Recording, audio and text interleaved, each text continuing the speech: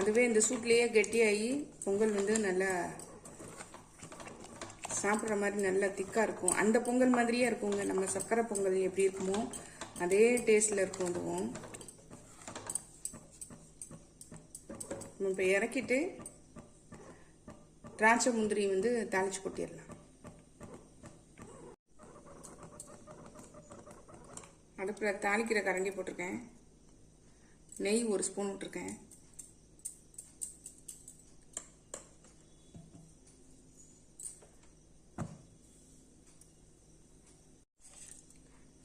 நெய் உருகிடுச்சு. முந்திரி பருப்பை சேர்த்துடலாம்.